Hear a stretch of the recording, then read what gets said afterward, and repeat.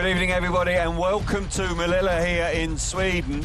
It's round number 5 of the SGP World Speedway Championship, and unfortunately, I have to report to you that we have rain here. It's rained for the last hour or so. At the moment, we are going ahead as scheduled, but there may well be some changes to that. I think you don't have to be Einstein to figure it out. You can see the track is wet. We'll take a look at the calendar. We've had 4 rounds out of 11. We're on to round number 5, which is here in Sweden. The winners of the first 4. We've had 4 different winners. Holder, Jason Doyle, Mikael Mikkelsen, and Martin Zmarzlik. What a hat-trick of victories that was just a couple of weeks ago in the Czech Republic. But moving on to Malilla tonight, where we've been 18 times, or this is the 18th time we have visited this part of Sweden, on the eastern coast, as it were, of Sweden. It is disappointing. We had qualifying earlier today. The track was fine, absolutely fine. Weather was behaving itself, but the hardy Swedish fans have come out, and unfortunately they are sitting in the rain. It has happened here on several occasions before, where the weather hasn't really played ball. It is due to stop raining. At the moment, looking at my weather app, the YR.no, I would suggest it's around 8 o'clock, but that can change. It is very unpredictable, but disappointing nonetheless. This track, the equipment they have here and the expertise on hand is pretty much second to none. So we keep our fingers crossed in that regard. We had SGP2 yesterday, of course, which was dominated by Poland. Once again, a first 3 in the results in the opening round of the SGP2 Under-21 World Championship.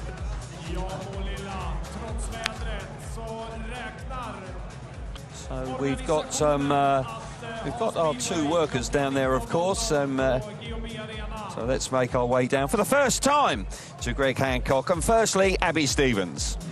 Greg Hancock, what is happening to the weather this year? Thermals, rain, we had it in Prague, we've got it again in Sweden. Yeah, exactly. I mean, this is Swedish summertime. You never know what you're going to get. But anyway, Malilla is notorious for getting rain at some point, and we're getting it now. So let's hope that it's just going to blow over at some point. But yeah, let's wait and see. How does this track handle the rain? Well, this track is actually great when it's raining. They've really packed it hard, and as long as the rain stops, the track staff here is amazing. And you give them a half an hour, and the track will be ready to go for racing. But, you know, we just need the rain to stop. Yeah, absolutely. Now, how do you handle this as a rider? Because things are unpredictable anyway, and you add this rain and that slippery surface out there.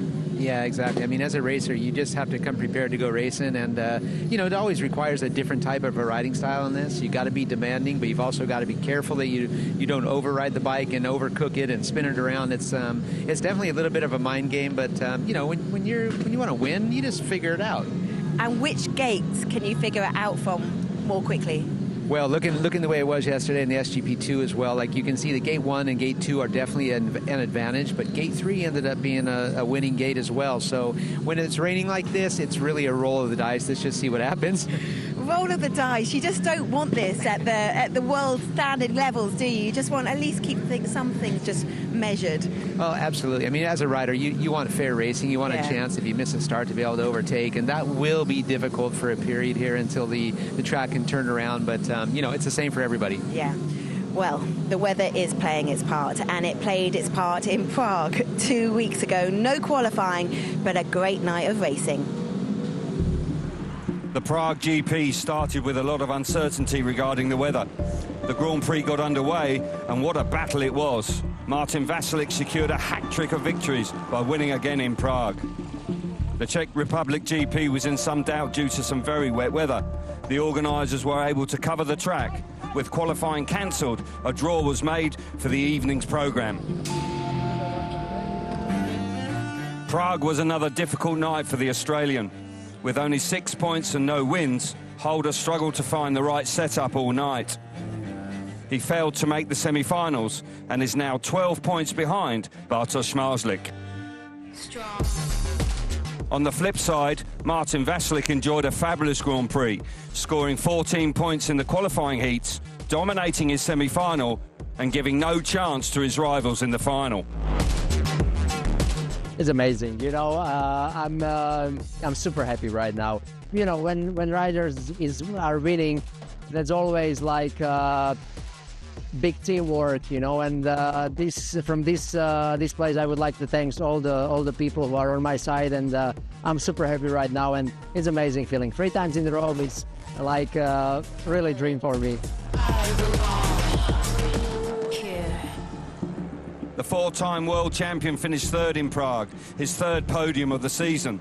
Despite not winning a Grand Prix in 2024, he is the series leader. He had a race-long battle with Lindgren in the final, with the Swede getting the better of him, relegating him to 3rd on the night. I've been very, very down. You know, it's I felt like I might end my career. You know, that's how down I was. So I tried to pick myself up, and we did some testing over the weekend, iron out some issues with the equipment, and then I had the Swedish Championship on the Tuesday, and we got some good answers there, and I became Swedish national champion, and came here to Prague a lot more hopeful than I have done in the past. So felt more like I have the equipment now, and it's up to me to go out on the track and get the right setup on the bike and perform and ride well.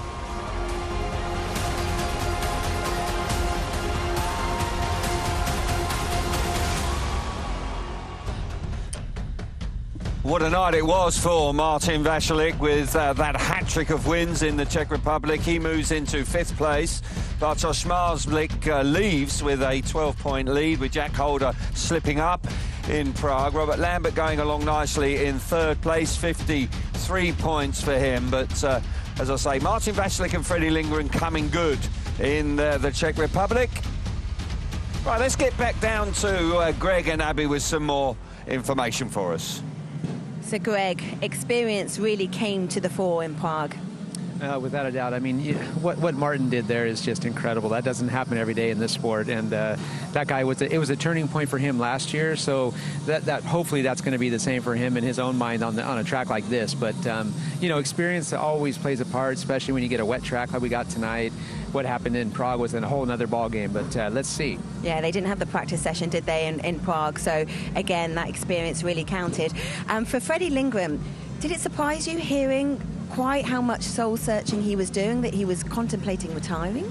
You know, it is surprising to many. I know that myself, I went through a long period too there where you question yourself regularly, and it was, I mean, I did a really long period, and I did question retirement and things like that, and maybe my time is up at some point. But fortunately, my wife was really pushy and said, are you crazy? You know, but someone like him, I get it, and it's really hard. You have to dig deep and realize that, no, I mean, this is the passion. He's doing this for a reason, and you've got to face the ups and the downs and take advantage of these moments to try to be even better. Yeah, it was a crucial podium for him, wasn't it? And for Martin Vašilik, you said it, you know, a hat-trick of wins. So impressive, only dropped a point that night. But we don't, Greg, see that form at every round. What do you put that lack of consistency down to? Well, you know, it's tough out there. You know, it's a mind game for everybody, and one day you can be hot, the next day you're not. And looking at that, I mean, Martin's performances have been a little bit up and down over the years, and the consistency is what you need. He turned it around at that point last year, but if you look at Zmarzlik, for example, and you try to compare the two, I mean, he's there constantly, and all the riders, they want to be there, but they don't really know how to get there. Yes. Maybe it's overthinking sometimes, but you know, I deal a lot with this with Simon too, and you're trying to coach them in a way that to help them to be, you know, to be a little bit more believing in themselves. You've got to push hard, but you've also got to trust your instincts, trust your gut feeling, and don't try to be somebody that you're not. Yeah, I almost lost you there down those stairs, Greg, so I'm glad we kept you. Guys, it's still raining here. Back to you. Thank you very much, Abby. Yes, Martin Vašilik is a rider that is a slow burner. He is getting better like fine wine. 2 Grand Prix victories last year and a victory again this season. There's no doubt that his inconsistency is holding him back, but he did get a medal last year, and I suggest he won't be too far away again in 2024. Work going on, continuing with track grading. We'll look at this new graph for you, which gives you an indication of consistency or lack of in some riders. Look at Jack Holder. Started strongly, but the last round in Prague, see how that falls violently just to... he only picked up 6 points there. And of course, with Zmarzlik, he hasn't won a Grand Prix, but look, flat line nearly with the graph, and that's why he is leading the World Championship by 12 points. Zmarzlik and Lindgren obviously responding well last time out, but they need much more of that if they're going to put real pressure on the world champion and the championship leader. The Wonder Wheel, which is spinning on the back of the tractor as we kill time. How fast can he go? What's his lap time going to be like? Chris Louis alongside me, I think it could be pretty spectacular. But what are they trying to achieve here? Phil Morris out there as well. Well, they're just trying to achieve a drier surface. The reason for doing exactly what he's doing right now is to bring up some dry dirt that's underneath the soaked top surface, and that will dry out the top a little bit quicker. And when we're talking about a world champion that didn't win a Grand Prix, of course, Mark Loram, the great Mark Loram that won in 2000. What a season that was for him. And he clinched the deal that year. Will that man do the same? Hasn't won one this year, of course, Bartosz Zmarzlik, but at this time last year, he'd actually won 3. Hasn't done so, but he hasn't had to. We were discussing it earlier on today, saying that nobody's really pushing him on a consistent basis at the crucial stage of a meeting in a final. So 3rd place, 2nd place, he's doing very nicely indeed. So Bartosz Zmarzlik, will it be his night tonight?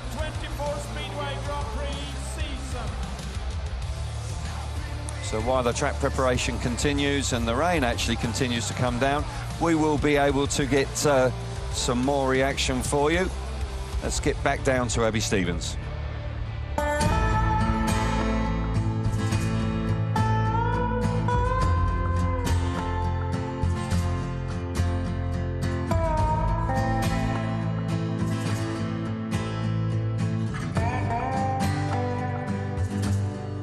Max, back in the Grand Prix series, I'm sure you'd rather it not be because of an injury to your fellow countryman Jason Dorr, but what an opportunity. Yeah, you know, it's such a shame. I was watching Jason at the start of the season, and we've been riding a lot together in the league, and you know, it was a real shame to see him go out the way he did. But you know, at the same time, it's a great opportunity for me to get out here and spin a few laps and see how things go. What was that mindset like coming into Prague? Was there any element of proving people wrong for, you know, the decision makers for not having you part of the lineup this year? Yes and no. Of course, it's always nice to come in and you know, make a bit of a mark, and like you say, there's a few people that, you know, didn't want me to be in the championship or chose, you know, went another direction, which is, you know, understandable. And you know, at the same time, I also know the rules of the game from last year. Top 6 qualify, and I wasn't in it. So it's nice to come out and have a decent first round, but we've still got plenty of rounds to go, and hopefully I can you know, get up there and have a few good rounds.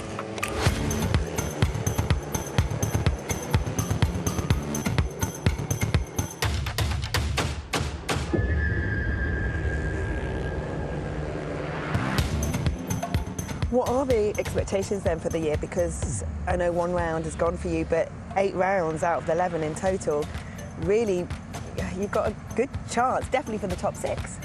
Yeah, for sure. I think you know, that's something in the distant future. You know, for the moment, I need to take it race by race. You know, I understand that I've missed a few rounds in the beginning, so I'm starting a little bit behind the 8 ball. But you know, I'll try and catch up a little bit and see how we're sitting after you know, 3 or 4 rounds, and see if there's any possibility of maybe climbing up that leaderboard a little bit more and getting towards that top 6. But ultimately, that would be you know, an unbelievable goal. Yeah, well, it was a great performance last time out in Prague, though, so you've got to be feeling good. Yeah, you know, Prague went well. We started off good in the heats. I ran out of a bit of talent in the end in the semi, maybe a gate choice. You know, maybe I didn't make the correct choice there. But, you know, moving into the next round, it's a new day, and, you know, looks like a great racetrack today, so hopefully I can make the most of it.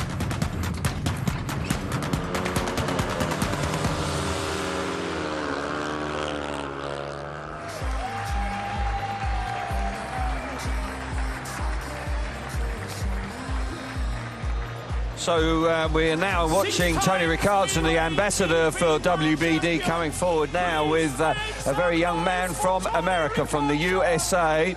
We had the SGP4 World Cup earlier on today when it wasn't raining. Conditions were far better than they are now. And young Brady Landon from America had a 15-point maximum. What a moment for him. Really was an outstanding performance. We may well see some footage of that as well, but for Tony, who's worked so very hard to introduce these SGP4 bikes, and it was a very special moment indeed for young Brady. So many congratulations to him. So let's get some more reaction with Greg and Abby. Okay, so first of all, let's just talk about Max Frick, because in my chat with him, super chilled, laid back, very diplomatic, a pretty typical Aussie response. Well, yeah, in some ways, but actually Max is quite different than a lot of the Aussies. He's everything you just explained, and you know, I got a ton of respect for that guy, because he's a hardcore racer, but there's no stress in him. No. He's so calculated, so focused, and you know, unfortunately, the way it's worked out, you know, in Jason's situation, he's got back in, so it's been fortunate for him, and he's going to capitalize on this. I think it's really good, and he's experienced, so it's going to be fun to see. Yeah, you're right. He puts energy where it matters, because there were some provocative questions there, and he just still calmly responded. But really quick here last year, made the semi-finals in Prague, and was quick in qualifying. He absolutely has the chance of securing a top 6 position and getting his place next year. Absolutely. I mean, he's got a lot of the season left here, and he's definitely motivated to do it. He wants to show, for obvious reasons, that he should be here, and he's going to do a great job. I mean, the guy's definitely one that these guys are going to be looking out for, and he can be taking valuable points from the guys upstairs. Yeah, he could be a spoiler. SGP2 last night, Greg. Surprise, surprise. An all-Polish podium. Yeah, absolutely. I mean, a surprise, but not. I mean, they're such a speedway nation. They're growing constantly, and to see what they're doing, it's not a surprise. But one surprise is seeing Hellström Banks in the final, which is great for Sweden in his home country, and it shows that there are riders coming up, and he's mixing it with them. But consistency, as we just said, is everything, and that's one thing that Philip he's lacking. Yeah, and he's reserve rider tonight. Who knows what will happen with this kind of ominous weather. Absolutely. Who knows what's going to happen? But there's a good chance they'll get a few rides. And looking at the race from yesterday, he did so good. He had some great passes, some great dive bombs, and some ups and downs. But that racing was really good. The track was nice. You saw quite a few overtakes and things like that. But it's the thrill of victory, the agony of defeat, right? Yeah. Victor Szymecki victorious, but yeah, Poland really showing how dominant they are in the youth series, and actually at the top level as well. Exactly right. Exactly. They're amazing. There is another championship taking place here in Malilla this weekend, SGP4, the Youth World Championship. And if you've ever wondered what a 10 to 13-year-old gets up to on a speedway bike, I bet you will like them, Greg. This will give you a little bit of an insight.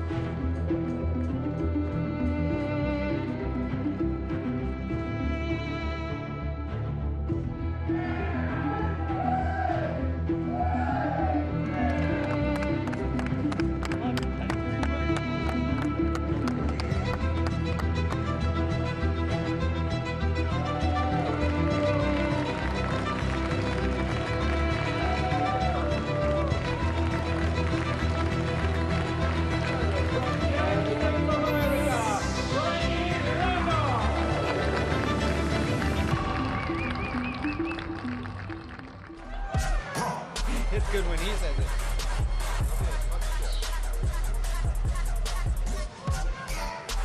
Brady Landon there doing remarkably well earlier on. That race meeting taking place at midday here in Malilla. We are going to have a look at the riders now that are going to take part tonight. And of course, Hellstrom Bangs, Philip Hellstrom Bangs, who was in action, finishing 4th in the SGP2 opening round last night. Coming forward, he is riding with the number 18 race jacket tonight. And Philip Hjelmand knows the track very well. He's a Decana rider, so mind you, the conditions are a little different for him tonight. He was the reserve rider. Now, Kim Nielsen missed out last year when he was a permanent Grand Prix rider, had a broken neck. Fully fit this year, he's the wild card. He finished 2nd in the Swedish Championship on May the 28th. Good to see him back.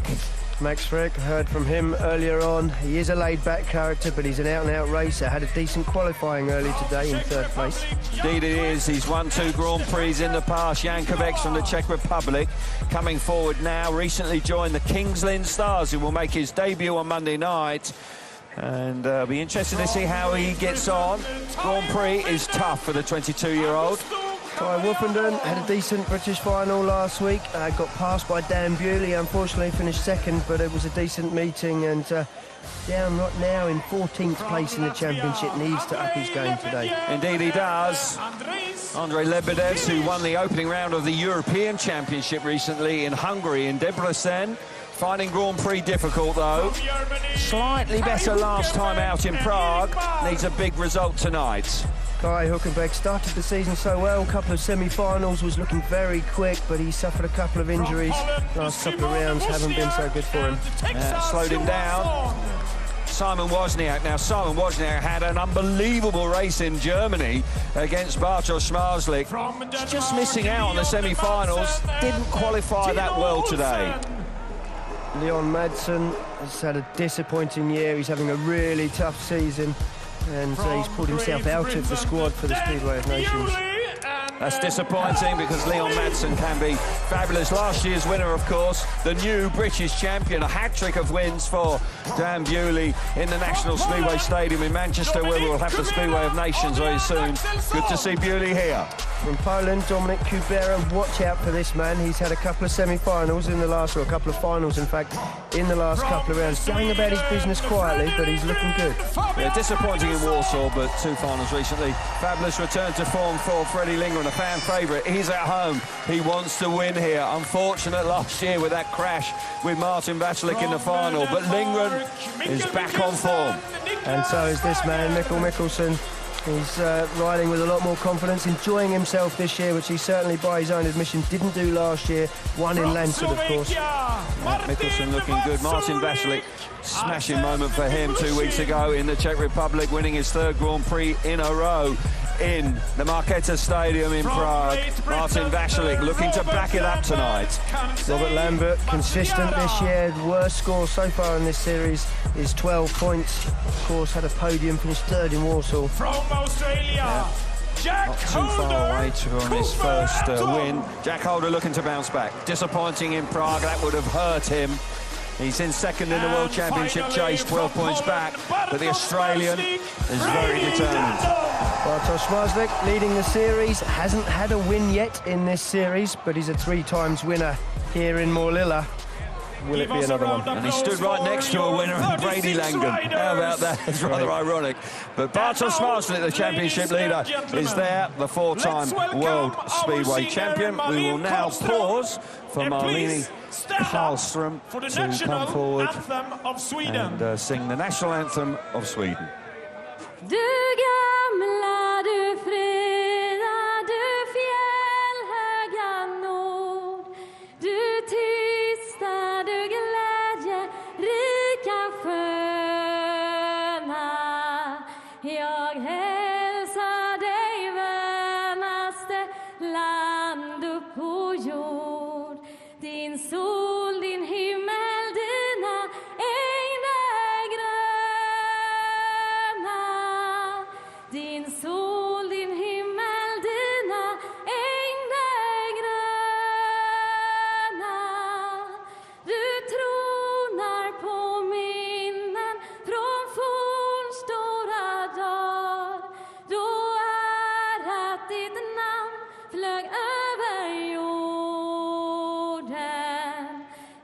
jag vet att du är och du blir vad du var. Ja, jag vill leva, jag vill dö i Norden. Ja, jag vill leva, jag vill dö i Norden.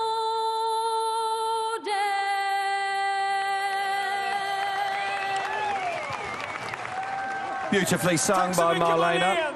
Not easy conditions there when the rain is literally bucketing down. It is very disappointing to see. We're going to have a delay here, I would suggest. It is raining cats and dogs out there right now, and they will have to allow that to pass through. There will be a group photograph. Won't be the best one we've ever seen in Grand Prix. Often does rain here, and it is quite disappointing. We're often here actually in August and it rains. We're now here in June and it's something similar. So, but this, isn't it? very much so. But there's no doubt that this track can take rain, and they can knock it back into shape pretty quickly once the rain passes through. Riders making their way back now to the pit area, where I suggest decisions will have to be made, Chris. When it's raining like this, it's very unlikely we'll start. Absolutely, I don't see the point in actually starting the meeting while it's raining, obviously quite heavily.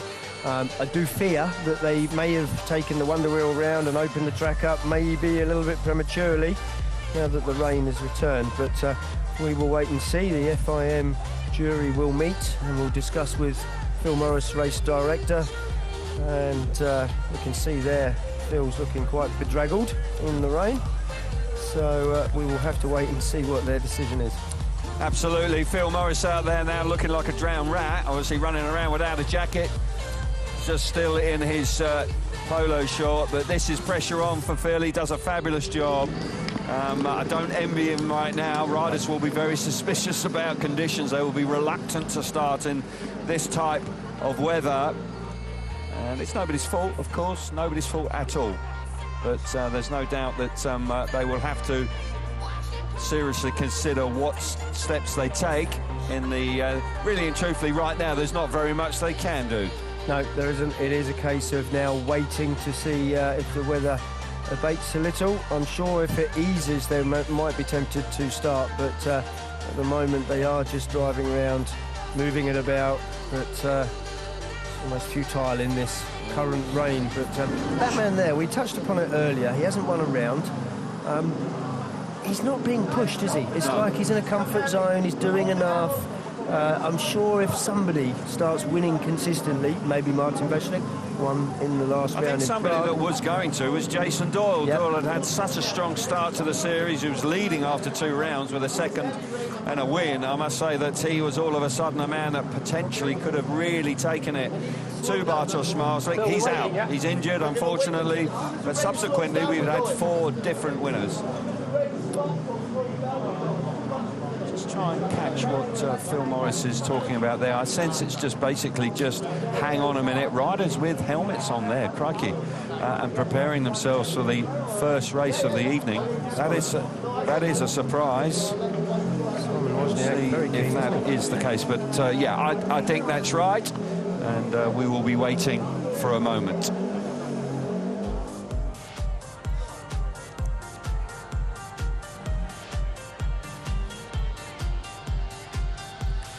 So there will be a delay here to proceedings. It is raining heavily here in Malilla, which is such a shame. We are hearing now that there is a delay, which is no surprise at all. Got to allow some of this weather to go through. It was predicted, it has been forecast over the last few days. Came in around 6 o'clock. It started relatively lightly, but it's heavy right now. This track, with the equipment they have, they can knock it back into shape, and it gets raceable pretty quickly. And after about half a dozen races, in the past when we've been here, the racing has actually become very good indeed. Phil Morris under pressure, doing a fine job to communicate to riders who were actually preparing themselves for the opening race, which was a surprise indeed. They seemed fairly relaxed about the idea of going racing in the rain, but visibility, Chris, you know, in these sort of conditions, it's the spray off the rear tyres that can present quite a big problem. Yeah, when you've already got the rain coming from the sky and sitting on the goggle lens, and then on top of that you've got all the wet slushy shale that's hitting you from the riders in front. It's important to be making decent starts, getting out in front. It's difficult to work on the bike when it's all covered in wet shale. It's difficult for the mechanics, and of course difficult for the riders. You get uncomfortable, the Kevlars get wet, they get heavy. So it is tough conditions out there. It won't be easy. The track has been packed extremely hard, but of course the rain's just it's raining hard, and there's no way they'll start like that. It won't be safe to race, and of course that has to be paramount, safety. And Leon Madsen, Ty Wooford, Simon Wozniak and Jan Kovac are in the opening race. Fair play to the supporters here. This is an open-air stadium. No way of getting out of it. Though. That's nice to see. They're used to it. Unfortunately, it does tend to rain rather a lot in this part of the world. But as I say, it's one of the best tracks, permanent tracks on the calendar that we go to. And if it does dry out here, and there's every chance of that, it isn't forecast to rain all night. It is rain for a couple of hours. If it moves through, the equipment they've got, the surface with the banking, I get the feeling that after a few races we could be in for quite a treat. Yeah, I'm keeping my fingers crossed anyway. Yeah, absolutely. This was the forecast, and it's turned out to be correct. They were prepared for it. The track today for qualifying was a lot firmer than it was for SGP2 yesterday. Just to show you just how much firmer it was, Robert Lambert topped qualifying today with 13.870. That would have actually put him 15th in SGP2 under 21 qualifying the day Remarkable. before. Absolutely remarkable. Just shows you the conditions that they encountered today. It's raining heavily still. Tractors are leaving the track. Whether the riders will be asked to then come down, we're not quite sure. But I tell you what, we are going to be able to get some more information because Abby is with Phil Morris. So, Phil, you've had your work cut out the last couple of Grand Prix. It's raining heavily now. It's just seen you speaking to the riders. What's the decision? Yeah, no real decision. We feel we're ready to go, but it's just come down a bit too heavy to send them out. You know, if it's light rain, I think the riders respect that we go in that, but it's probably a bit heavier at the moment. The forecasts are changing. The heavy rain was supposed to be at 5, then it was a 6, then it might come at 7. So we're doing the best we can. We want to get an event on for the people at home. We want to get an event on for the people in the crowd, but you also got to be safe for the riders as well. So there's lots of elements to look into it. And yeah, just got to see for a break in the rain. Is that it, Phil? No, we've just got to wait and see? Yeah, you know, I think most forecasts have said sort of 8, 8:30, it's going to definitely stop. So if we've got to hold till then unfortunately, I'm sorry, we might have to, but it's coming down very heavy now, as you can see, which has damaged probably what we've just done for the last half hour. Yeah, so unfortunately, it's a situation that nobody wants. There's no answer to it at the moment. We wanted to go racing, but at the moment, I'm not going to send them out. And safety is paramount. Have the riders been on your side as well on that part? Yeah, of course. You know, the riders were ready to go, but also they understood that I made the call to stop. So I need to go and check now, assess. I can hear the rain stopping. This is a problem. 1 minute it stops, the next minute it rains again. So I've got to make sure it's fair for everyone. And yeah, I have to assess the situation again with the track. We might have to spend some more time on it, but at the moment we're on a hold. Phil Morris, thank you for chatting to us. Back to you guys. Thank you, Abby, and that was very honest from Phil Morris there. An awkward situation for him. Don't envy him at all in these circumstances. You pointed out, actually, they may have ripped the track up slightly early, Chris, but and they may have to remedy that. But that is heavy rain. No doubt about that. As I say, frustration all round. It can't be helped. The weather gods are just not on our side at the moment. But I'm sure they will get this meeting on as they can, soon as they possibly can.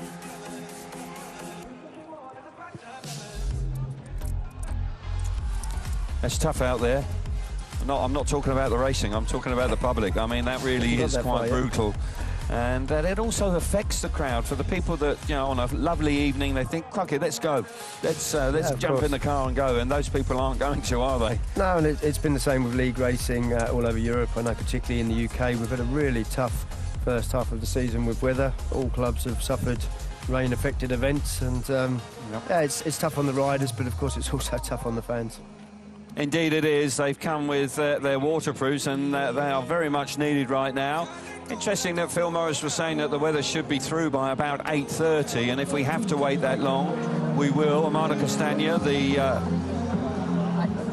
top man at the FIM 4-track racing.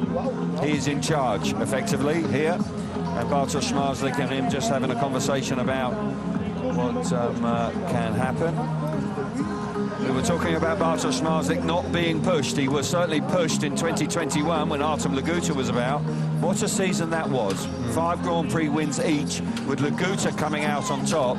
We saw some truly extraordinary speedway that year.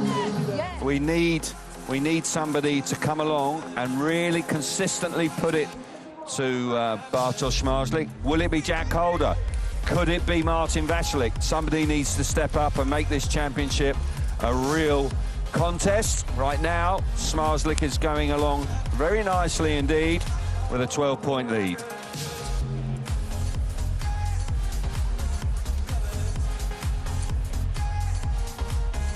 No start before 7:20 we're hearing. I would say that that is an optimistic time frame. With the weather that's coming down now, there's got to be some work done on the track. I'd be surprised if they just send them straight to the start line. There'll be surface water, which riders won't want. You know, literally, round the first turn, the riders in second and third and fourth will literally, they'll just be blasted out of the way. It will be very difficult indeed. Yeah, vision will be lost in an instant, and it's very tough to deal with. Of course, you've got tear-offs, roll-offs, you can clear the vision, but there's only so much that you can cope with. And you know, when you look down on the track, you see the shiny part. That's where the surface is hard. It's packed hard with the water on top. But the other darker surface around the outside, that's getting wetter and wetter and deeper, and that's going to be tough to cope with. Well, that's all going on. Let's reflect on the series so far. We've got a few moments because there's no question that we're not going to be starting on time. We're already delayed. We've had 4 rounds. We've had 4 different winners. We've had a couple of new winners in Mikkelsen and Jack Holder.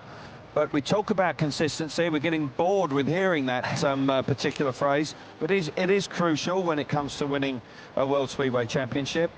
Bartosz Zmarzlik is consistent without being spectacular.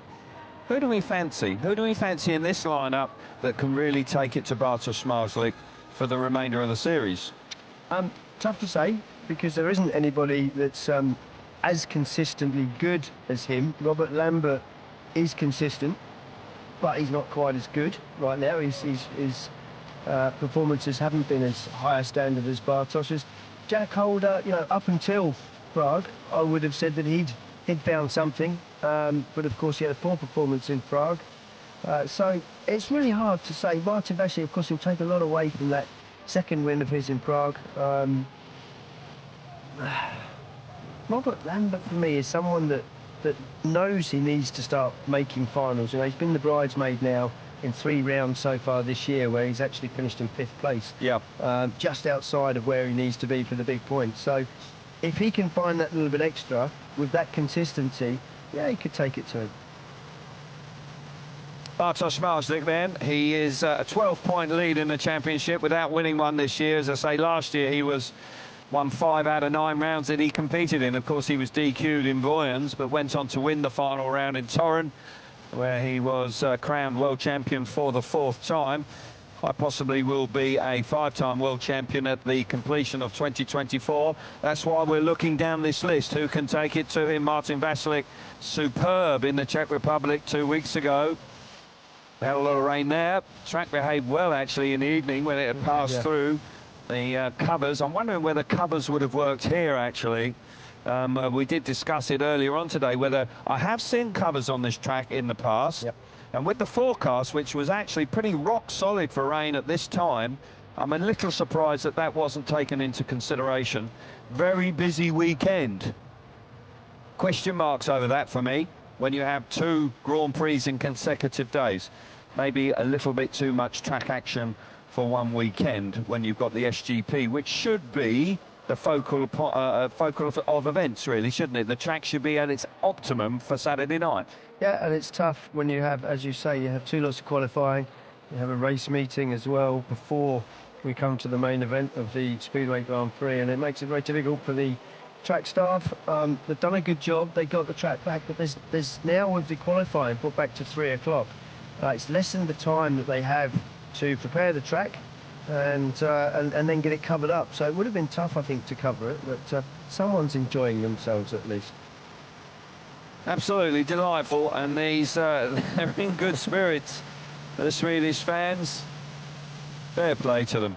They're going to go home wet through, but let's hope that they've seen some speedway that will just warm them up and entertain them. As I say, that is absolutely throwing it down right now. And Phil Morris has made the right call. Riders were prepared to go there. You know, we saw Wozniak with his helmet on. Bikes were being prepared for the opening race, but they were not released, and a halt to proceedings was called at the right moment. There will be track work going on. Let's have a closer look. Let's reflect on last night while we've got time. SGP2, domination once again from Poland for a long period of time in last night's meeting. I didn't see that coming, and then suddenly they were there. They were, yeah, and it just shows just how good Poland are at the moment at every level of speedway and every age group. You know, last year they dominated SGP2 with Siernak and Kowalski, of course, and you know, they had the top three, and they've done it again. They've finished the first round with Przemski, Bartosz Bamba, Sebastian Szostak, a whole three new riders. You know, they're just there once again. It was a great meeting. Didn't necessarily see Victor Przemski being the one that would come through. He sort of steadied through the qualifying heats, had second places in his first four rides, won his last one, and just got it right when it mattered. Indeed he did, and Szostak turned it around after failing to score in his first two. Hellstrom Bangs ultimately, although he was very spectacular, decision-making at the crucial points of the meeting, possibly cost him a rostrum place, but nonetheless, fourth on the night with 2 rounds to go. The second round at the beginning of September in Riga, where they'll all come together once again, and it will be completed in Torun at the end of September. Might be the end of September before we get this meeting on. It's raining out there. There's no question that we won't be going racing anytime soon. SGP2 underway. We had the SGP4 earlier today, where the young American came through in flying colours. And of course, in 2 weeks' time, we've got SGP3, where we'll see the world final going on Friday night in Gorzów. And we saw Mikko Andersson 2 years ago winning Wrocław. Great meeting, I must say. And even here last year, when Rasmus Carlsen came through, was brilliant. And he came through very nicely indeed to win. Well, we'll just interrupt our conversation a little bit, but because Abby is scuttling around down there, she's going to be joined by Jack Holder. Jack, how frustrating is this? It's Malilla. It always does this here, so yeah, I expect nothing less. But yeah, it is very frustrating. You know, it's just drags out the day even more. But yeah, everyone's in the same boat, so just yeah, wait and see what happens. Performance-wise, how do you manage it? Do you have like a pre-race ritual that you now do again? Put more tear-offs on. Yeah, you know, just you need to definitely make some starts tonight. That's going to be key. But yeah, we'll just see if we can get it on. We'll get it on, but you know, we'll just wait and see. And obviously it was the right call by Phil Morris. We were doing a bit of a build-up, and it was surprising that we were even considering going racing because it was coming down hard. It still is. So it is a waiting game. For you, Jack, obviously a brilliant first win early in the year. Really came back strong in Warsaw, and then just had a dud round last time out in Prague. Yeah, I wasn't really mentally there, you know. I had a big change in my life just recently, and yeah, but you know, I'm ready to go, and yeah, I'll make up for it, don't worry. Congratulations on that big change, by the way. Thank you very much. It's wonderful news, and keeping up to date on everything on social media. But Jack, okay, we come to this round, we're hoping that the weather is going to abate soon and we can go racing. But to consistently bring it to Zmarzlik, that's what everyone needs to do. What is the game plan for you as we launch into this second part of the season? Yeah, you know, just be consistent. You know, I've had one bad round, and you know, I can't be doing that anymore. But yeah, you know, with the weather like this, it's anyone's game, and yeah, you just really need to make the most of tonight if we're going to go racing, and yeah, hopefully I come out on top. When we could be here for a long time, I'm going to be chatting to you all. Jack, thank you for speaking. No worries, thank you. Fair play to Jack Holder. And he's just had a new child, a brand new child in the family. Quite a fabulous moment for him and his partner. So, understandably, possibly not quite at the races last time, but you believe him when he says he's back and he's hungry for more success, starting here tonight. But it won't start anytime soon, unfortunately. He's been pushed back another 10 minutes. That will be at a very minimum, I'm afraid, when it keeps raining like this. I would suggest it may be nearer 8 o'clock, but it is just going to keep creeping further and further back the longer this rain goes on. It is due to go through by about 8:30. We keep our fingers crossed. We can still go racing. We're in the middle of nowhere here in a forest, so noise and a curfew is not a problem. Tests everybody's patience, of course, particularly those sat out on the terraces. Crikey, they are hardy souls, that's for sure. We were talking about SGP2, the World Championship, of course.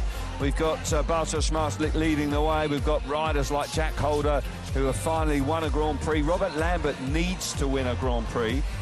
Let's have a think about Ty Woofenden. He's a 3-time World Speedway champion. We were both at the National Speedway Stadium very recently, where he rode probably as well as we've seen him in some considerable time. If he can just capture that form he's got in Britain and bring it to the Grand Prix, then he's going to be somebody that is going to be in the mix again. Yeah, racing in Britain right now is giving him a little bit of a boost. He's enjoying the racing. He said he's enjoying the smaller tracks again. He's performing very well. So, yeah, let's hope that it helps him. You know, so far Lancet's been his best round with 7 points, and for a former 3-time world champion, that's a pretty low standard by his extremely high standard. Just needs a spark and try and get back to winning ways. That wind is actually pretty violent, but it's good news in some regard, because it'll help blow this weather through and hopefully it'll disappear.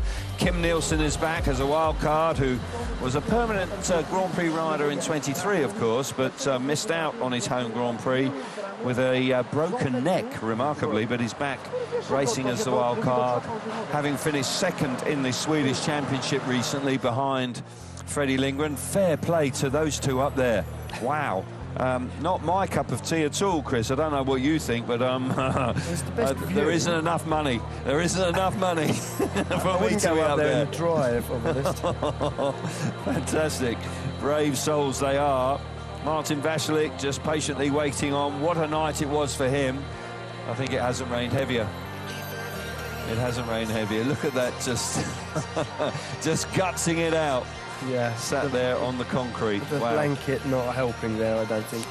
No, but Martin Vashlik winning in Prague 2 weeks ago, a special moment for him. He comes from Slovakia, which is just across the border, of course, so effectively a home Grand Prix for Martin.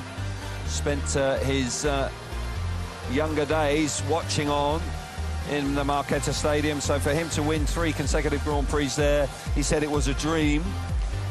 And rightly so, he did it in very professional fashion. I mean, he absolutely rocketed away. It was a classic Martin Vashlik performance. So we look for him to kick on from there. Great to see Max Frick going well. We've got the hierarchy there with Castagna and Morris chatting away. Of course, both of these boys actually know themselves from when they're racing days. Of course, they race for Reading Racers together. That's how their friendship was formed. And they've been working in partnership over the recent years. These conditions wouldn't have worried a man, though. I mean, that man was known for bending handlebars without crashing, so a tough character. Indeed. So, as I say, frustrating. So you just heard there, 8 o'clock. I thought that, to be perfectly honest, 8 o'clock at the earliest before we go racing. Dan Bewley, last year's winner, is just going to have to be patient. Brilliant ride. These delays tough on the riders too. You know, they keep trying to keep their head in the game, keep trying to keep themselves warm. They've gone through their usual routines, and now it's every 10 minutes they're hearing, yeah, it's going to be another 10 minutes, another 20 minutes. So not easy, far from easy, because you just don't know. You don't want to allow yourself to relax, because of course suddenly somebody might tap you on the shoulder and say, you're going racing. 2-minute buzzer goes, you've got to go. Exactly, and if you've switched off mentally, to suddenly switch it back on again can be a problem. We won't be starting before 8. We need to stop the system soon, and then we half an hour. There's the clear message that Phil Morris is bringing to the competitors in the pits now. 8 o'clock at the very earliest, at 8 o'clock at the very earliest now, so that is not a surprise for me when you consider how heavily that is raining. They've got to allow this to go through, and then once it's gone through, Chris, you will know more about this, far more about this than I do. The fact is that the track will need some work. I just heard a comment from Neil Merton there saying that Lundin had said, just get out there, what's wrong with you? Quite agree. Bikes weren't revving quite as hard. When you were riding a two-valve Jap that was revving probably at the half the RPM that they are now. Less than half, I would suggest. Yeah, but there's no there doubt you go. that... Yeah, you were touching on track conditions. Work will have to be done. They had opened the track surface up around the outside. I felt when they were doing it, it may be premature, so it's proved to be, but they will have to do something with that, because that is now going to be sort of 2 or 3 inches of very wet, heavy dirt. So riders won't be happy to go out on the surface as it is right now. We won't start before 8 o'clock. That means we've got approximately 40 minutes before we go racing. Frustration, patience required by everybody, no more so than the people outside in the rain. That really is tough for the spectators here. But this rain has come in. It started slowly, but it's come in really heavy now.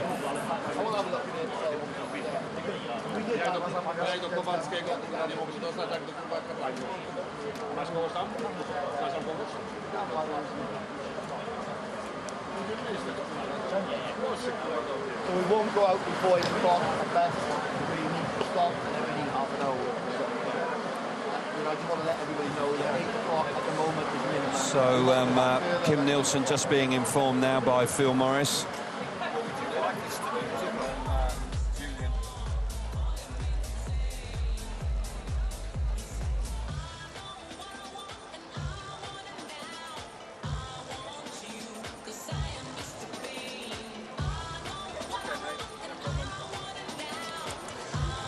So there you can clearly see that we are not going to start before 8 o'clock Central European time, 7 o'clock, of course, back in the UK.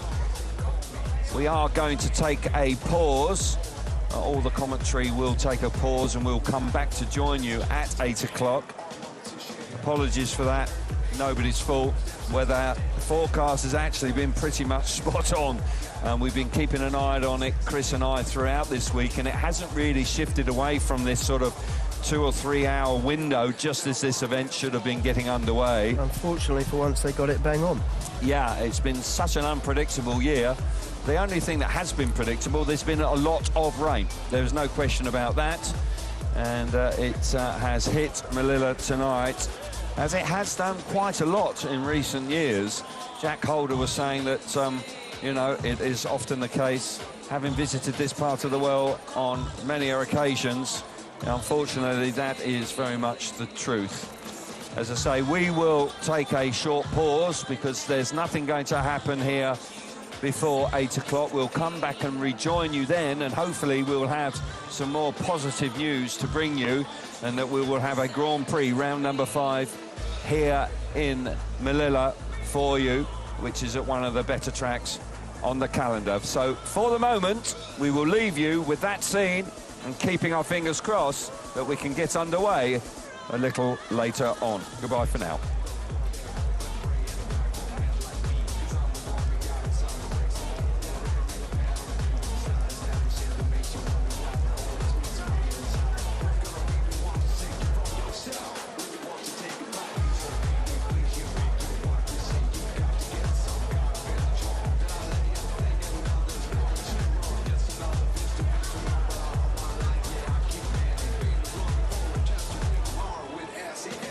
Ja, in i depån här har jag träffat en stormästare. Välkommen till Malilla, Ove Fundin.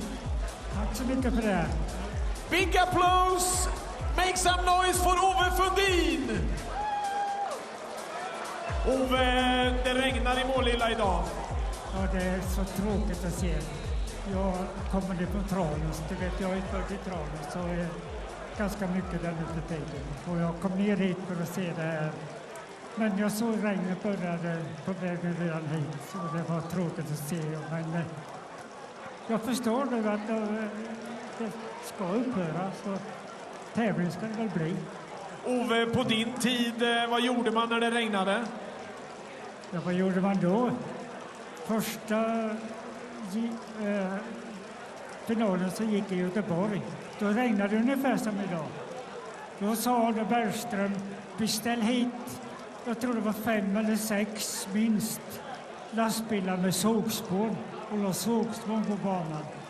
Och sen, det var inte snack om att vi ville köra, utan vi var tvungna att köra. Hur blev en sån tävling? Ja, för min del, det var ju min hemmabana och allting, och jag hade nog nästan räknat med att vinna. Men jag fick stryk för den första hitet av Barry Briggs, som var förståndigare och växlade mycket lägre, för det gick tungt in i sågspåren. Så vi blev tvåa, så jag kan inte gråta. Hur många mästerskap blev det, Ove Fundin? Ja, individuellt var det 5. I par så vann jag bara 1, men det började just det året jag slutade. I lag så var det väl 6. Herregud, du har bara vunnit och vunnit. Har du någonsin förlorat? Har du minusstatistik mot de förare? Ja, jag fattar inte redan vad du frågar om. Ja, men, har du fått stryk mot någon förare så du känner att du har förlorat mer än du har vunnit mot någon av dina kombatanter? Nej, det törs jag nog säga att det har jag inte. Utan vi var i det, kallades The Big Five, kallades det i England. Och du ska veta att i England var vi, de så kallade Big Five, så överlägsna. Så att vi fick starta 20 yards, alltså nästan 20 meter efter de andra. I alla serietävlingar och allting. Var det rättvist? Rättvist och rättvist, det kan jag inte säga att det är rättvist, men det ökade spänningen, för det hette ju alltid och heter alltid än idag att den som vinner starten i Speedway, han vinner. Men så var det absolut inte då. Den startade vi 20 meter efter alla andra. Tack så mycket, Ove Fundin. Thank you, Ove Fundin. Applåder, make some noise för Ove Fundin.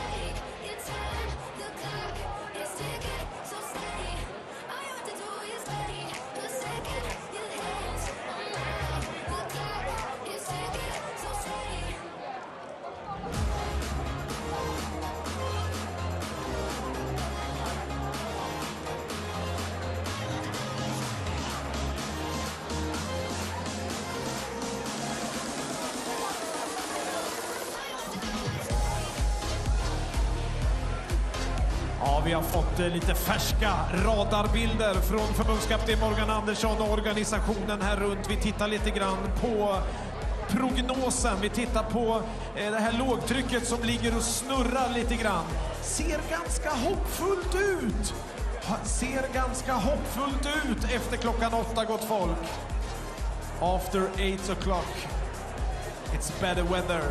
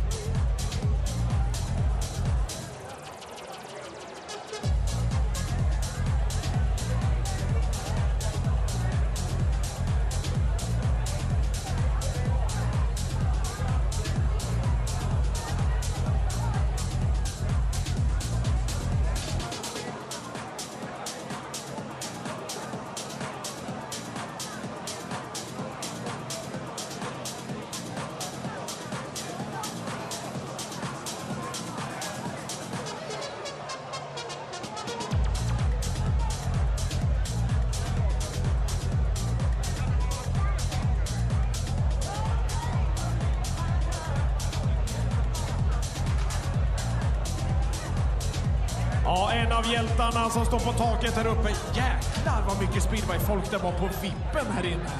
Det var några hitsegrar som är där inne. Ja, kul att träffa lite gamla kollegor. Peter Karlsson, Mikael Max, Tony Rickardsson. Det är många segrar, många hit. Man vill inte ens tänka på hur många hit ni har tillsammans på speedwaybanorna. Nej, men många blir det. Andreas, regn och Malilla, då har du varit med om förut. Du har vunnit ett Grand Prix i regn. Du var en jäkel, du bet ihop. Jag vet inte, jag tror att alla anpassar sig efter vädret sen. Det är ingen som gillar att åka när det är regn, men vädret kan man inte göra så mycket åt, utan det gäller bara att anpassa sig efter och göra det bästa av situationen. Hur måste man tänka rent maskinellt? Ja, det är väldigt svårt alltså. Man vet inte riktigt hur tungt kommer det gå där ute. Kommer jag behöva mer kraft? Ska jag försöka slöa ner cykeln på något sätt så att det inte spinner så mycket? Ja, det är svårt alltså. Det är en gissningslek tills man kommer ut i första heatet. Och efter första heatet, då gäller det att pröva sig fram? Ja, så är det ju. Då har man ju fått en hint om vad man behöver göra. Men förhoppningsvis då så kanske man har tagit starten och är något så när ren. Annars kan det vara så att man väger 20 kilo mer i banmaterial. Andreas, det ser väl ändå ut på radarbilderna som att efter klockan 8 så har vi inte så mycket mer regn. Tror du att det kan bli tävling ikväll? Absolut, det tror jag.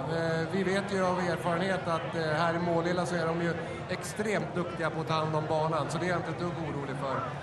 Det är det här med vädret. Nu har det avtagit. Nu är det bara några lätta droppar som faller. Och de har redan börjat jobba med banan här. Så att med lite tur så kommer det vara igång om ett litet tag. Tack så mycket, Andreas. Tackar.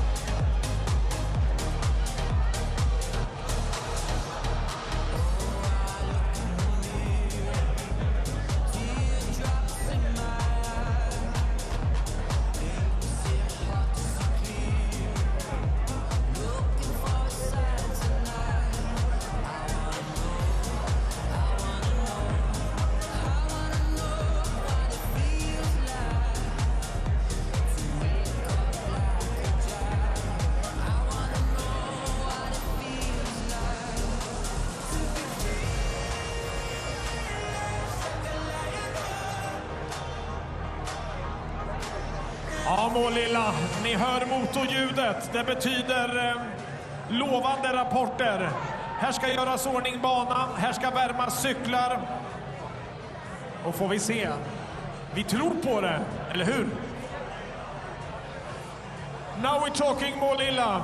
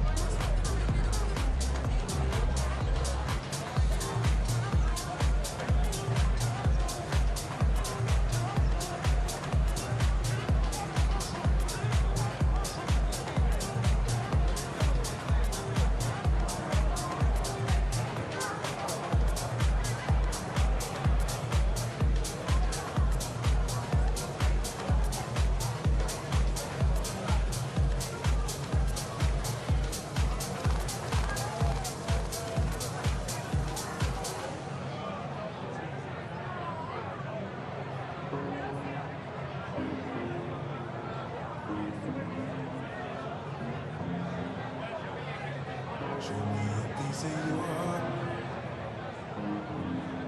Calling you up to get down, down. Show me a piece of your love.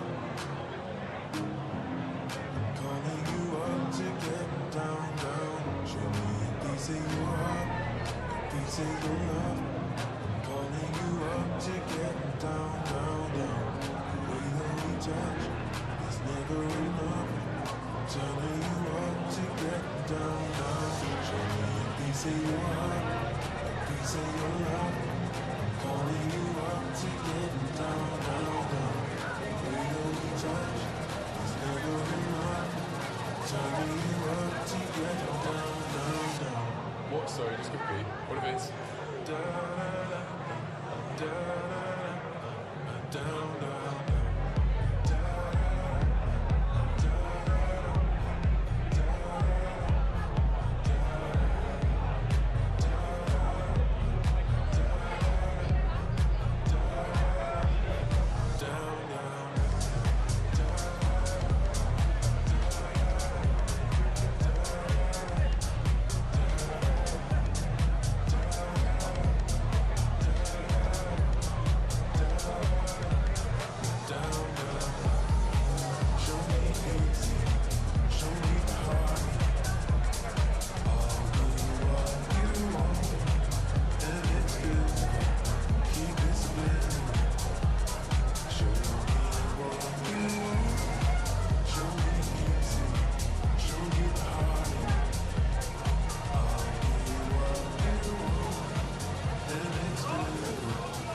Ja, gott folk. Mikael Gandskog. Ni ska inte tro att det är för Mikaels vikt han sitter på skrapan. Utan det är bara för att Mikael vill visa upp sig.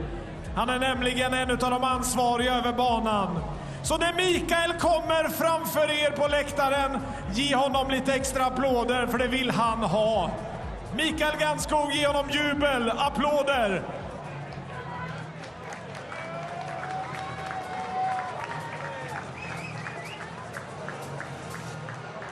Please make some noise för Mikael.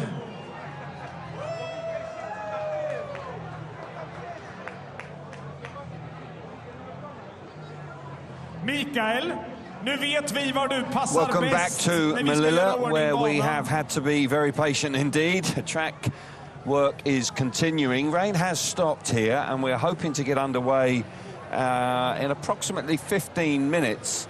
I do hope that's correct. I still have some doubt about that, but I am being reliably informed that that is the target. The track is very wet. Fair play to everybody hanging around on the terraces. Very brave indeed. It was a couple of hours of very, very heavy rain indeed. And I must say that track, well, that's going to be a challenge for all the competitors. But nonetheless, we are intent on going racing here. Every effort is being made to go. And you can see the, I think just when they opened that track up, you pointed it out to me, that just has created a little bit of extra work for them. Yeah, it has. It's made life an awful lot more difficult maybe than it should have been. But you know, it's easy when the rain stops. You think, okay, we're gonna run this race meeting on time and get on with it. And unfortunately, the rain came back quite quickly. So they've ended up with an awful lot more material to move than they possibly would have done. So riders keenly looking on. This is tense times for all concerned. Racing is, we are hopeful that racing will continue on start on 8:30 local time, 7:15 of course back in the United Kingdom. I think riders will be a little bit cautious here. Visibility is going to be a problem. I am, as an ex-rider as well, I think I'd be, I don't know, I'd be a little bit happy to be Leon Madsen off gate 1 in heat 1. I would. I think the inside gate potentially is going to be the one to have early doors. As I say, they are trying very hard to get this track knocked into shape for, well, about 15 minutes. Let's wait and see if that is possible. I suggest it may not be. It may be a little bit later than that. We're going to get some more reaction with Greg and Abby down on the ground very shortly for you. But right now, everybody's had to be very patient. With Greg Greg Hancock about the situation here in Malilla. So, as I said previously, let's make our way down to Greg and Abby to bring us up to date on exactly what's going on. Greg, have you been doing a sun dance? I've been doing all kinds of dancing, but only because I'm cold. It is really chilly as well, which makes me say huge respect to everyone that has stayed out, hardened Swedish fans, because it has been absolutely teeming it down. Yeah, exactly. I saw that a lot of them were congregating up in the tents up there on top of the hill there in the hospitality. So, yeah, hats off to them. They're used to it here when they come to Malilla, unfortunately. But, yeah, they want to see some racing, and there will be racing. It's just a matter of when. And for the riders, how hard is this? Just being walking around the pits and you see Freddie Lindgren, he's back skipping. Robert Lambert always had his headphones on. He goes for a run. That's tricky, right? Because you've got to do it again. Exactly. I mean, that's all part of your pre-race warm-up. It's getting your mindset in place and everything ready to go. So having to do that again and again, it can wear you down. But, you know, you need to get the tempo up. You need to get the sweat going so that you're ready and firing on all cylinders. And for those riders that are less experienced in the Grand Prix, how much of a challenge is this? And also the conditions out there. Yeah, you know, you walk around and look at some of those guys, and I would expect them to be kind of like a little bit more nervous, like, are we really doing this? But some of them look like they're just like, okay, everyone else is ready. I better be ready. So I haven't seen any real complaints. Everyone wants to race, but something like this, it's almost a battle of survival sometimes. Yeah, and the race, you mentioned it earlier, it's slippery surface. They've worked on it. It's a hard track, so it's better than others for this kind of weather conditions. But how do you see these first few heats going? Well, as Kelvin was saying there too, I mean, seeing when these guys, you know, having the inside gates are definitely going to be an advantage, unless the outside just has some amazing run. But for sure, you want to make a good start off the inside and cover that one, and then do a little fishtail out of the corner just to make sure you fill them in really good down the straightaway, drag your feet. But no, it's not fun as a rider being in gate 2, 3, or 4. You know you're going to be at a slight disadvantage, but you know if you get your head in the right frame of mind there, that you can actually make a better start than you actually imagine. You know, if you really want it, you can get it. The conditions are really tricky because it stops raining and then it starts again. So you're not having, you know, a really big amount of time where it dries up and they can really get the track okay. Again, if you're a rider, how much is that interfering with your mindset? Well, you just got to be in the frame of mind that it's going to be wet, it's going to be difficult, and my starts are going to have to be amazing, and my first corners are going to have to be epic. So, I mean, it's a lot of things. It's the Grand Prix, the World Championship. You don't know about Plan B until you actually get there. When as soon as you drop the clutch, you know right away, do I need to turn or do I need to let this thing go? And that's you and I will be the second ones to know. So which riders do you think will capitalise on these conditions? We have just heard that the racing will not start until 8:30. So Pushback again, this is really challenging. Yeah, exactly. And all the forecasts are saying that it's going to stop right about now, but it seems to be stopping and then coming again. So, you know, at least they're going to push for it. I'm pretty sure there's going to be a race. If there wasn't, I'd be shocked. But we just got to be patient. And the upside of Malilla is that we're in the middle of nowhere. Yeah. So there's no curfew. You're not, you know, thinking that we've got to get out, make sure the noise isn't going on too late for any residents that live close by. We could go into the early hours of the morning. Could we, Greg? Yeah, I mean, we've started some late ones here before, and I think I've heard rumors that they could start all the way up until 10 p.m., and I think 12 o'clock was the cutoff point, but let's hope we don't need to go that far. Okay, last question. Who do you think, which riders will capitalise? I mean, it's tricky, Greg. I'm putting you on the spot, but everyone's listening, right? I'm not going to say the same thing, but you know, I think that honestly, the guys that got gate 1 there, it's really hard to pick the guy. I think the mindset right now, you know, Bartek is in really good form, and he's probably the guy to watch. But you know, this one is anybody's game right now, and I really couldn't put my finger on it. It's such a gamble.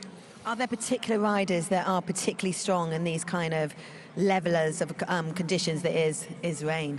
I think Freddie's the guy that's going to be the real dark horse there, because he's used to riding in British tracks. Ty's also used to riding in British tracks, so they know the wet conditions. They're going to give everything they've got to do, or give everything they've got to try to show that they've got the experience, the ability, and definitely I think Freddie's probably going to be the biggest one to keep your eyes on. And momentum on his side as well. Yeah, absolutely.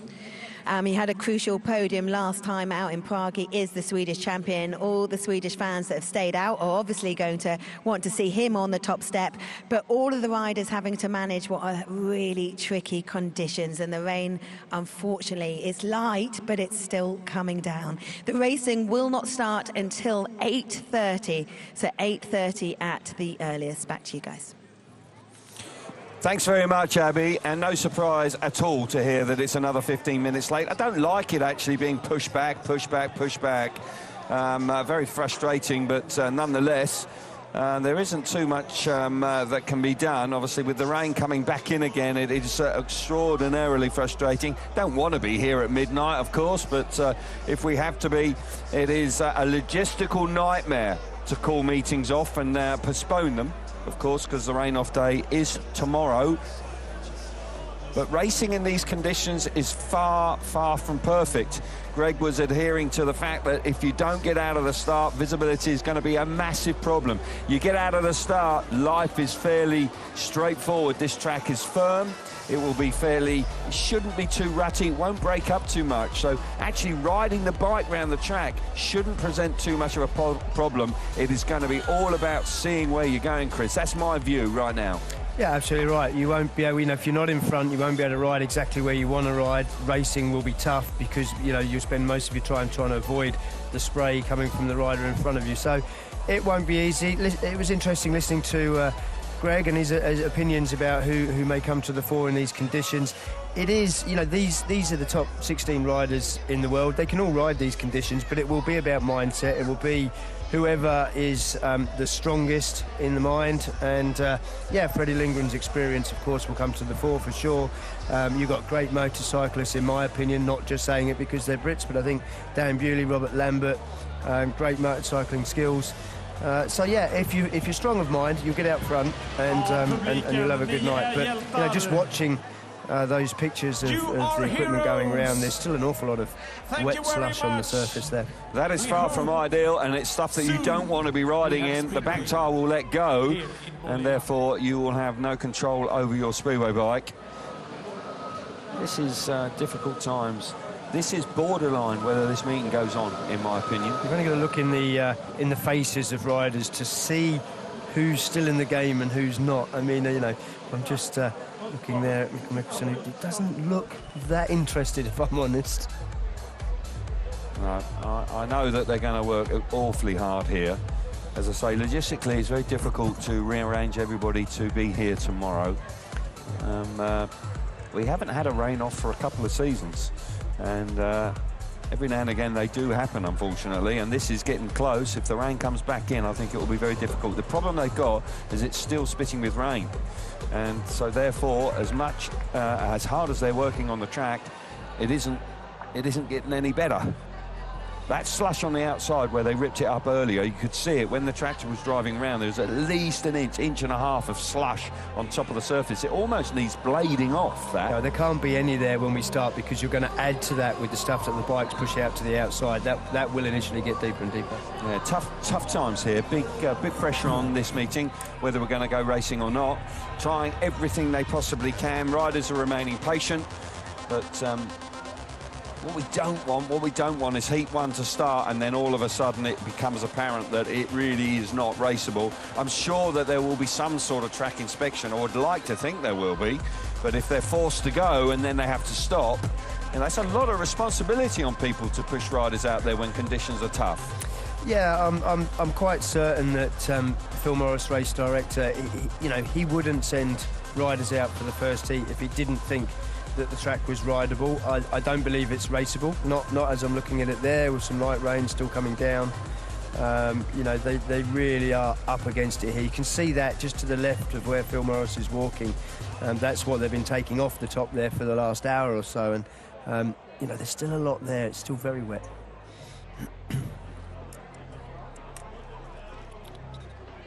So while Phil Morris is keenly looking on, and as an overview, we can get some more reaction, because Abby Stevens is down in the pits, and she's going to be joined by the 5-time World Speedway champion, Ovi Fundin. With an absolute icon of the sport, but Uwe, these are tricky times for these riders. Well, thank you for your kind words. I don't know about that, but I still love my Speedway, but I don't get to see it very much. But I was born and brought up only about 100 miles from here. And even if I don't live there anymore, I come there very often. And that's why I came here tonight. Uwe, what would you be like when conditions, you raced in so many different conditions, but what would you be like now as a rider when it's looking pretty bleak out there and the track looks dangerous? Well, I used to hate the rain, but at the same time the rain more or less was my friend because I was pretty good as a gator. And if you can get out of the gate, you know, you can, well, you can see your way around, but the other poor three, they cannot see anything. Yeah. I know, it's going to be, visibility is going to be key. Now, what were the differences then from your time and your bikes when you were competing in really different and difficult conditions? What do you think are the main differences from then, the 60s, and now? I can't really say, but I know that the second time that the World Final was outside of England, the first time was in Malmö, Sweden. The second time was in Gothenburg, which was my home track and all. And the conditions there that night, there was worse than here, I think. But they brought up a lot of sawdust. And they filled the whole track with sawdust. And they made it so deep, so it was very difficult. Oh, goodness. Well, one thing that's really quite admirable is that all the Swedish fans have stayed out there. And, you know, it's an outdoor track, there's no cover, and they've still stayed. So it would be amazing to see racing tonight, wouldn't it? It is amazing. Like I have my daughter with me, and I said to her, you know, look at the poor people sitting up there. At least we are undercover. And we didn't have to pay for it. They had to pay for it, and they're probably sitting there since 5 o'clock. So that's why we have to get racing on for all those people that have paid. Well, I do hope that we can get on with it soon. Yeah, and for you and your daughter. So let's say it happens. Freddie Lindgren coming off the back of a podium in Prague, recently crowned Swedish champion. Do you think he'll give these Swedish fans a lot to cheer about? Or perhaps the home rider that is Dan Bewley? Who do you think is going to go well tonight? Well, when you ask me, I say I do hope that Freddie will do well. But if you'd ask my daughter, she would love to see Dan Bewley win. That's incredible that I chose those two. He's a favourite for all the girls, I'm sure. He's an incredible talent, and he's just recently crowned British champion for the third time running. So let's see. At the moment, though, whether it's Dan, whether it's Freddie, whether it's one of the other 14 riders, we've just got this rain that has to stop so that we can get action underway. Well, I would like to see some good racing. Yes. And I don't really have a favourite. I just want to see good racing and a real ding-dong fight. That's the way to end it. A ding-dong fight, that's what we want. Uwe, thank you so much. Back to you guys. Well, that was great. Lovely to hear from Ovi Funden. He was a great and a giant of the sport. Riders like Barry Briggs, Ronnie Moore, Ivan Major, Ollie Olsen.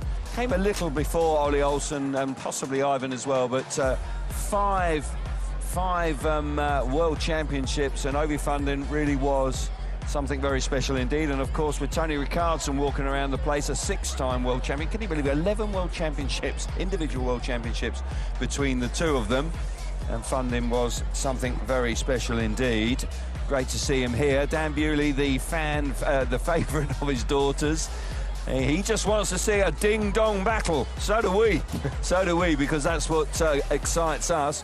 Whether we're going to see that tonight, I think that's questionable. We are hearing it'll be put back another 10 minutes now. That's not a surprise. I actually wrote down about 45 minutes ago, 8:45. That might actually be accurate.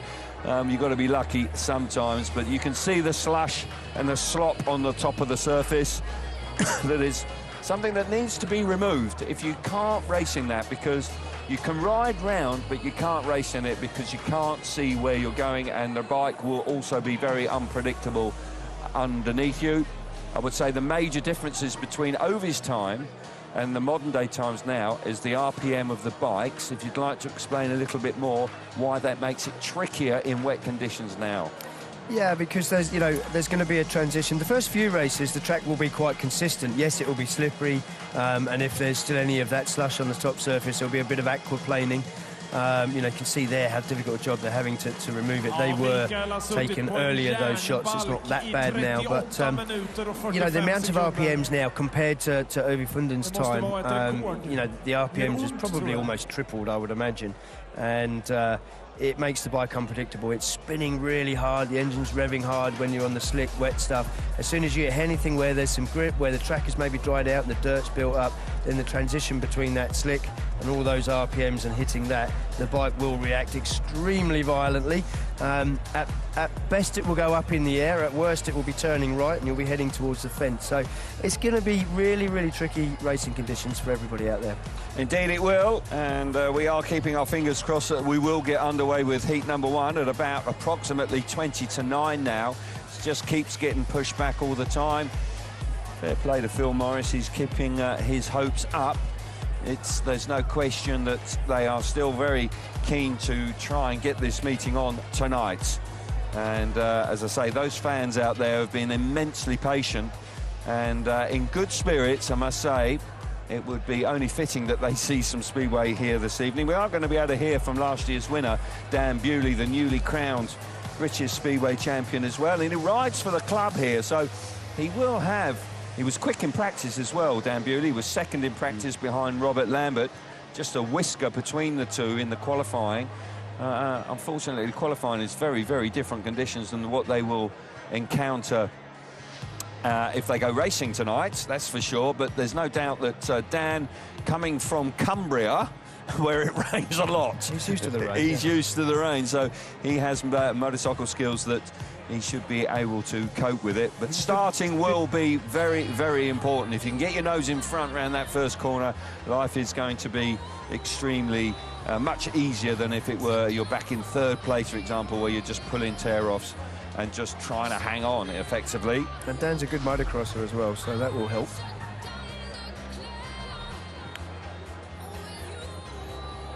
So, yeah. Dan Bewley, he's in the pits for us, and Abby Stevens is going to join him now. Dan, how hard is this? It's not real hard for us. It's hard for the guys in the track trying to make it. So, yeah, just watch and see what they do at the minute. You're such a chilled character, but how do you manage these situations where you've got to switch it on, but then it's being delayed another 15 minutes, so then you've got to calm down again, and then just how do you manage it? Just sit and wait, really. That's about it. Don't know what we can do, so, yeah, just wait and see what we got. I bet everyone wishes they had your temperament, because some people don't look like they're quite as calm as you. How advantageous is it knowing that this part of the world gets a lot of rain and this track is your home track? Does that give you an advantage in these kind of difficult conditions? Well, it's been pretty wet in England the last few weeks, so hopefully that helps. But, yeah, I haven't really done a real wet meeting here, to be honest. But, yeah, I think it's good that we're in Sweden. They've always got a lot of, all the tracks here pretty much. They've always got a lot of tools and a lot of different tools to try and make it. So, yeah, we just need the rain to stop. They're trying the best, and yeah, I think we should still have a good track. It is a good point. You, Ty, and Robert, some of the other guys now, Freddie, obviously competing and has done for multiple years in the UK. How much is that just knowledge of racing in these kind of conditions that Britain has a lot? To be honest, like, people say about England being wet and stuff, but we don't have that many, like, crazy wet meetings.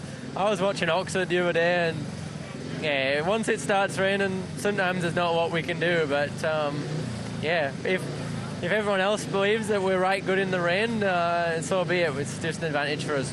And extra confidence for you, Dan. Recently crowned British champion, third time running. You won here 12 months ago. That's got to be a great launch pad for you for the second half of the Speedway Grand Prix campaign. Yeah, 100%. But yeah, been injured most of the season, and now we're all good. So yeah, it's nice to be just able to ride my push bike again, play a bit of golf, and yeah, enjoy racing again too. So yeah, all good, and looking forward to the rest of the season. Good luck tonight. Thank you. Well, that was interesting out of that interview there. I wasn't fully aware that Dan Bewley was carrying injuries, so that was something new there that was unearthed. So maybe that was one of the reasons why he was a little bit up and down in his performances at the beginning of the season.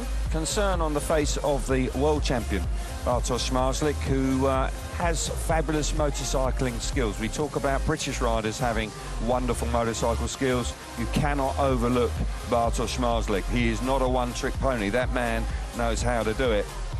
Yeah, he does, but he generally does it on a good dry surface. He knows that anything from racing from behind, which he's very good at, is going to be extremely tough in these conditions. I don't see the track developing into a traditional racetrack with a good line around the outside, maybe until heat 12, 15. Yeah, I would agree with that. Heat 12 before we see some really good racing. People being remarkably patient here. They are genuine fans of the sport. They're going to be wet through. They're going to be cold as well, sat there on concrete. I mean, that isn't particularly pleasant, but there's no doubt that they have hung on. They are still confident that they're going to see some speedway here. Robert Lambert, who was quickest in practice, didn't have the national championship he was looking for, failed to make the semi-final in the National Speedway Stadium, but bounced back with a strong performance in Poland, and he was very quick in qualifying earlier on this afternoon.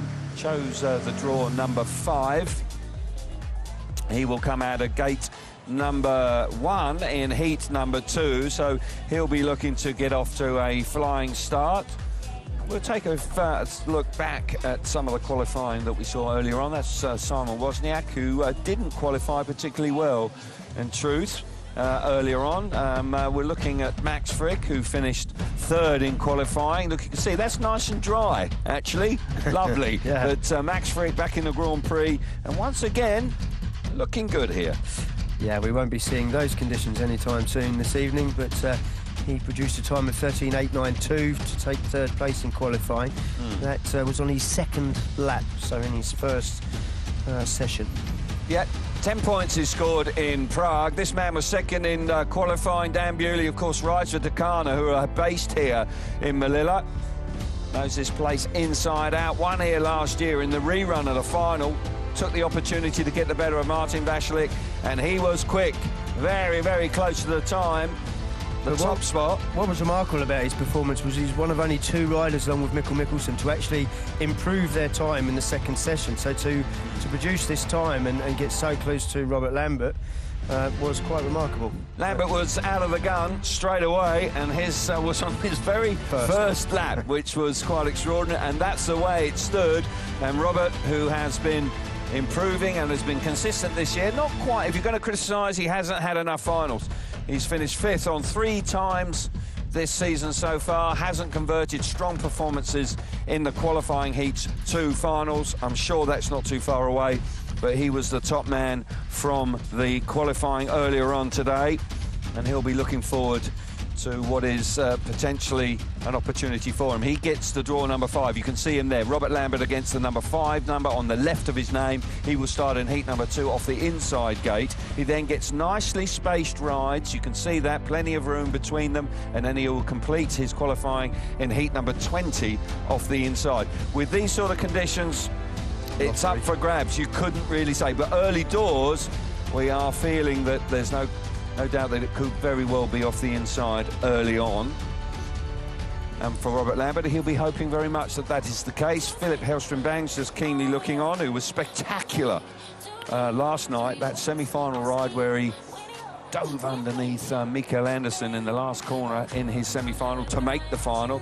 That was spectacular, but he did make life hard for himself going from the outside gate. But a rider that is very eye-catching to watch. Yeah, he certainly is, and I think we were both frustrated, actually, you know, as a Swede in Sweden, first round of the SGP2, that we just felt maybe he was lacking advice in the pits, because his decision-making, semi-final and final judgment there may be a little lacking, but nonetheless, he had a great night, and a 4th place in the first round is a good starting point. Solid start for him. We'll see him, of course, back in Riga, which is round number 2. Track is coming back together here, working well. could see racing get underway. That's terrific. Well, let's get some more reaction while we've got the time. Abby is going to be joined by the fastest man in qualifying, Robert Lambert. Robert, these are tricky times. Yeah, they are a little bit, but great that they stopped raining now. So, yeah, they've done a great job with the track, get all the water off, rip the outside a little bit. So, yeah, it's going to be a good racetrack. In terms of pre-race rituals, we always see you, and I love seeing it, where you put your headphones on, you go for a run. You've had to do that a couple of times tonight. How hard is that to keep your mind in the game? After the big downpour of rain, we knew we had to relax for a while, and yeah, when we got the go time of well, yeah, I don't know, maybe in half an hour or so, then I'll warm up again and do my pre-meeting ritual. Fastest in qualifying, you're going in from the inside gate. Gating tonight is just going to be crucial, so that could be really important for the first heat. Yeah, definitely. Yes, you know, gate one is in my advantage when the track's a little bit sloppy now. So yeah, we'll focus on that, and hopefully later on the track we'll make some different lines, and we can do some proper racing. Is it an advantage being British with weather conditions like this, and just having that experience of racing on really difficult tracks in difficult times? Yeah, definitely. We had a few rainy meetings in England, but one thing they're great at in Sweden is getting the track fixed after a big lot of rain. So yeah, I had a couple of times in Sweden as well where there's been a tremendous amount of rain, and they managed to pull it back, and the track was the best it's ever been. So yeah, we're ready, and yeah, let's bring it on. One last question. Robert, you've had a couple of fifth places so far this season. How do we ensure tonight is a little different? Well, we just keep pushing exactly the same, you know, 100% focused, and yeah, fifth places is not bad as long as we're keeping consistent. But yeah, we're pushing, and yeah, we'll see what happens later on. Hope you convert it. Hope we go racing very soon. You're saying half an hour, you reckon? Very shortly. They say 8:40, but yeah, maybe 10 minutes after. I'll let you get on with your pre-race ritual. Back to you. Thank you very much, Abby. Good to catch up with Robert, who's looking to go that little bit further tonight. Can he win his first Grand Prix here? He sounded pretty upbeat there, I must say, and you and I have both ridden in Sweden for some time. They are very good at knocking the tracks back into shape. I must remember my time at Mariestad. They actually used to come in with hot ash that used to actually soak up all the water, which was fantastic. But they haven't had that here. But nonetheless, it does look like that track's beginning to take shape now. You would ride up to the start line after the hot ash, and steam would be coming off the track. Yeah. And steaming up the goggles, but the track's always rode fabulously well. And I've got to say that you know, they're doing all the right things here. I think the track's coming around better than we possibly expected, to be honest. They've taken the water off. They're now opening up the surface. I think it's going to make a decent racing line quite quickly. So, yeah, I think it's all going to plan. The weather forecast now is for a dry evening. So, although we're delayed, I think we're going to get a good race meeting. Could very well do. Lots of interest here. It'll be I wonder if they're going to let the riders do a track walk here. So there's no doubt that the rider's going to look at the interest there. You've got Freddie Lingrid's down there, and riders and managers also down there.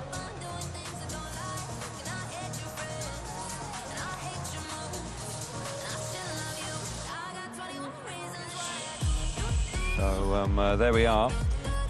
We'll hopefully start at 8:45. We'll bring some reflections on Prague as well, just to fill the 15 minutes that we've got before the opening race of the evening. Apologies for it being pushed back again, but I appreciate your patience. Not ideal. Have another cup of tea and just relax in, because there is a chance here, if the rain stays away, believe me, after maybe 8, 10, 12 races, this track could be absolutely sensational, and we could witness some superb speedway, which would be absolutely remarkable. But we have seen that before. as I say, because we've got this little bit of time now, we've got an opportunity to reflect on the previous round where Martin Zmarzlik came through in flying colours. What a night it was for him. Again, rain actually interrupted proceedings there with no qualifying during the day, but that man who effectively, it's his home Grand Prix in the Marketa Stadium. He won for the third time in succession. That really was quite a special night for him, and has really put his Grand Prix campaign on track with the 20 points in the bag. He's now up into 5th place on 47 points in the championship chase, looking to add to that, of course, here this evening. Good news that the rain has stopped.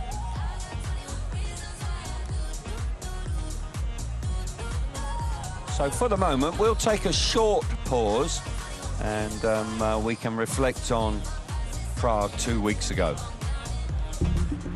The Prague GP started with a lot of uncertainty regarding the weather. The Grand Prix got underway, and what a battle it was. Martin Zmarzlik secured a hat-trick of victories by winning again in Prague. The Czech Republic GP was in some doubt due to some very wet weather. The organisers were able to cover the track. With qualifying cancelled, a draw was made for the evening's programme. Prague was another difficult night for the Australian. With only 6 points and no wins, Holder struggled to find the right setup all night. He failed to make the semi-finals and is now 12 points behind Bartosz Zmarzlik.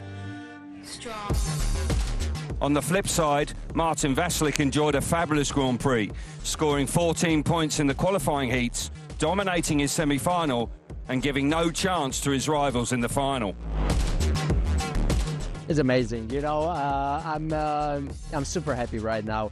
You know, when riders are winning, that's always like big teamwork, you know. And from this place, I would like to thank all the people who are on my side, and I'm super happy right now, and it's amazing feeling. 3 times in a row is like really dream for me.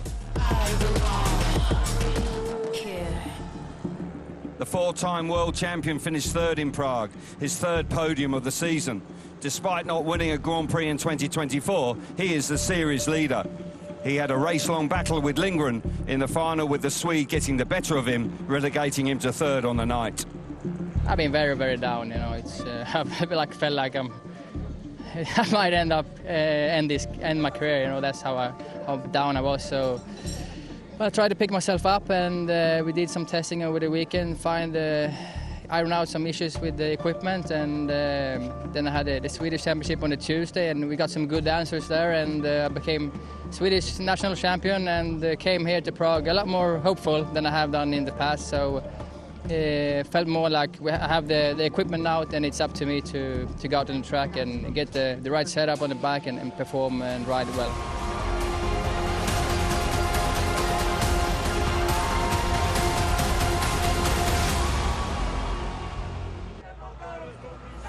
So there we look back on a couple of weeks ago with Martin Zmarzlik coming out on top. A return to form for Freddie Lindgren just in the nick of time for his home Grand Prix here in Malilla. He has won once here before.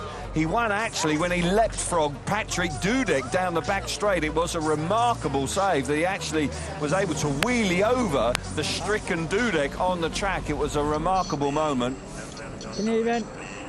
And Hild would dearly love to do that again. We'll take a look at the World Championship standings after the opening rounds. We've had Croatia, Warsaw, Landshut and Prague, and of course we had the first sprint race in Warsaw as well, which was won by Dan Bewley. Here we see it, 66 points for the reigning world champion. He is 12 points in front of Jack Holder, who is only 1 point in front of Robert Lambert. That's your top 3. Then Jason Doyle, who is no longer part of the series, unfortunately. He's on 47, and he's been chased down now by Zmarzlik and Mikkelsen, who have both won Grand Prix this season already. Freddie Lindgren on 44. Dominic Kubera going along pretty nicely lately with 2 finals with 4th places. Dan Bewley not at his best so far, nor is Leon Madsen. Wozniak working hard for his points, and Ty Wolfenden down there in 14th, looking for a big evening tonight. And on the evidence of his national championship performance, looks like he just might be beginning to find some form. And Max Frick burst back on the scene with 10 points from one Grand Prix, that is. Might be in 16th, but I suggest that with him coming in for the remaining rounds, he'll be very keen to try and force his way into the top 6 so he can be a Grand Prix rider in 2025. Phil Morris is going to sleep well tonight. He has done his steps today. His calorie count will be extraordinary. Still working overtime to get this track raceable. It's coming. It's coming. So we won't be too much longer before we get underway. As I say, this is tense times as well for everybody. First race is going to be, everybody's going to be glued to it who isn't in the first race. I tell you, they'll be watching very cleanly. Bike setup, do we go different on the setup? Do we change the gearing? Do we change the bike? I mean, all sorts of scenarios are going through people's minds with this delay. Who can remain calm? Who can remain focused? Starting will be at an absolute premium, particularly early on. There's no question about that. We'll have a look at the past winners as here.